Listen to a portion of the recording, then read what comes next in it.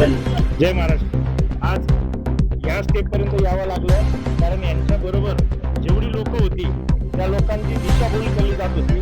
तो रात्री दारू पिऊन तो प्रशांत गवळी यांच्याशी तास तास दीड तास तो ऑनलाईन चर्चा करायचा आणि डायरेक्ट धमकी द्यायचा. त्या धमक्याला मी या लोकांनी म्हणजे त्या धमक्यांची येऊन तक्रार देता आली आहे. इतकी लोक घाबरली.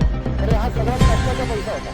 हा सगळ्यांचा हा जवळजवळ आयुष्याचा मुलांच्या शिक्षणासाठी कोणाच्या संसारासाठी कोणाच्या घरासाठी घेतलेले लोक या सगळा पैसा इथं लावलेला होता.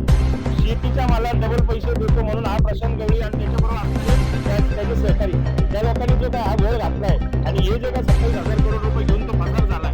आज 2 जण वारले असताना देखील त्याला इथं चांगल्या प्रकारची वागणूक देऊन इथं येणं जाणं चाललेलं होतं. पण आज साहेबांनी जी ऍक्शन घेतली तरच ती कौतुकास्पद आहे. सीपी साहेबांनी आज आल्याला 2 मिनिटं सांगितलं त्याच्यावर आत्ताच्या गुन्हा दाखल करणार आणि बाकी सर्वांना फिर्यादी करून घेणार आणि त्या सगळ्यांची तक्रारी घेणार आणि त्यांना आता त्याला सुट्टी नाही. इथून पुढे ते कुठेही बोलून जाऊ द्या. सीपी साहेब एकदम खतरनाक आहेत. तुम्ही पाहिलं असेल आज मोठमोठ्या गुंडांच्या तर घरामधनं पैसे आणलेले. हा तर व्यावसायिकांच्या लोकांचा तर गरिबांचे पैसे लुटलेला माणूस आहे. तर तुम्ही आता निश्चित राहा. आज ज्या माणसाकडे तुम्ही आले तिथे तुम्हाला न्याय मिळणार आहे.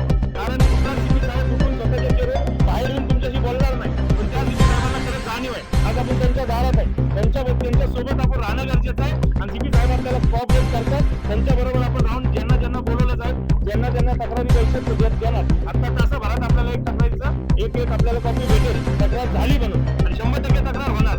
सीपी साहेब चांगले त्यांच्याबद्दल चांगलं